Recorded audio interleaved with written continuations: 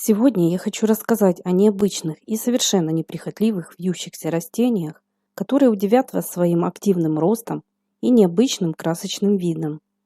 Они создадут в вашем саду приятную тень и красивейшие цветочные вертикали, а их яркий экзотический вид привлечет внимание любого, даже издалека.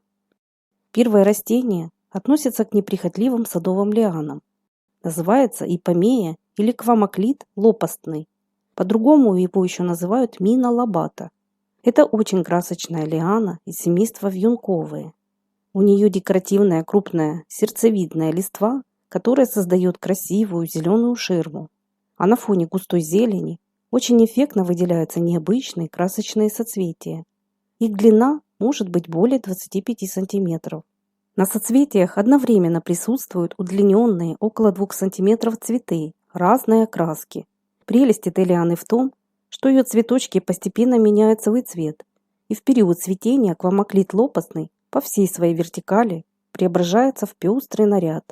Соцветие ипомеи лобата словно красочный фейерверк, который невозможно не заметить даже издалека. Яркое цветочное шоу начинается со второй половины лета и не прекращается до самых осенних заморозков. Это растение – настоящая игра огненных красок. Цветочки меняют свою огненную палитру с красных, оранжевых до более светлых, желтых и кремово-белых оттенков. Мину лобата можно с успехом выращивать даже на балконе. В открытом грунте эта лиана выпускает множество гибких побегов и в высоту может достигать более 2 метров. Ипомея хорошо цепляется за любую опору, обвивая ее стеблями. Если перед вами стоит задача создать плотную и широкую ширму, высаживайте саженцы на расстоянии 30-40 см друг от друга. Вам понадобится не менее 5 кустиков. Это растение прекрасно подойдет для декорирования разных вертикалей. Это может быть забор, беседка, веранда, садовая арка или стена. Посадив несколько кустиков ипомеи лобата, можно создать красивую ширму или навес, который укроет вас от солнца и любопытных соседских глаз. А главное, что вырастить эти растения сможет любой. Квамоклит лопастный относится к однолетним лианам. Его можно высевать прямиком в открытый грунт или на рассаду. В домашних условиях посевы проводят с конца марта по апрель. Перед посевом семена замачивают на сутки. Кстати, в продаже иногда встречаются его семена под названием ипомея динь-динь. Высаживать эти растения лучше на светлых участках. Там цветение будет наиболее яркое и обильное. Уход очень простой. Молодые растения необходимо прищипывать для образования дополнительных побегов. Грунт лучше использовать рыхлый и питательный, а в жаркую погоду растениям нужен своевременный полив. А следующая лиана, как по мне, даже еще более экзотическая. Очень забавно выглядят ее шикарные соцветия, состоящие из закрученных цветов. Называется вигна каракала.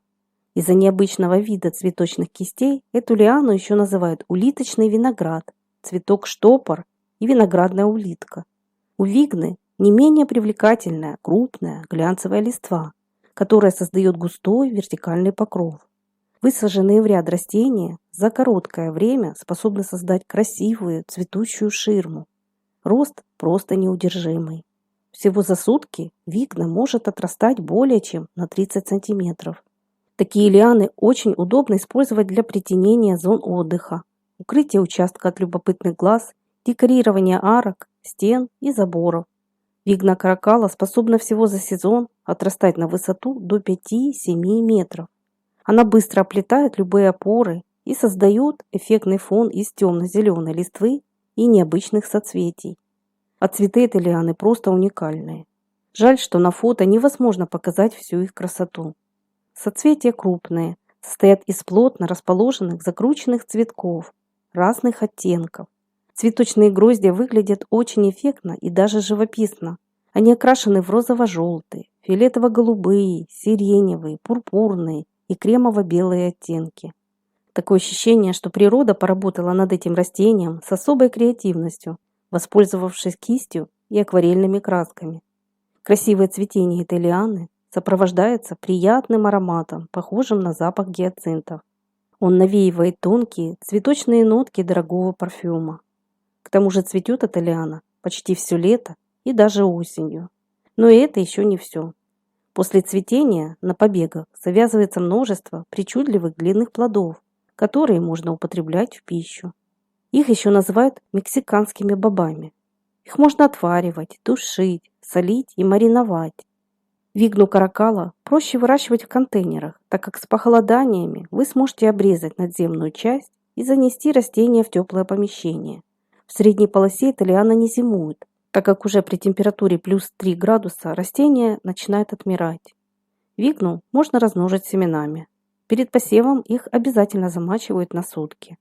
Также подходит размножение черенками и отводками. Черенки удобно заготавливать осенью, когда вы будете срезать надземную часть.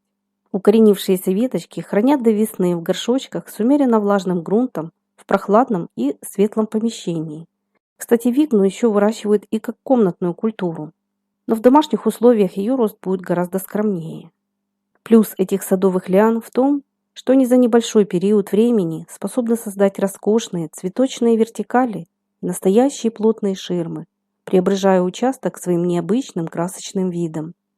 Их также красиво выращивать на балконе, террасах или на верандах. Вырастить эти растения сможет каждый, и уход за ними достаточно простой. Я буду всем благодарна, кто посоветует другие неприхотливые садовые лианы для быстрого озеленения и поделится своим опытом в комментариях. Не забывайте также подписываться на наш канал и нажимать на колокольчик, чтобы к вам приходили сообщения о выходе новых роликов. А если вам это видео было хоть немного полезным, не забудьте, пожалуйста, поставить свой лайк. И до новых встреч в нашем добром саду.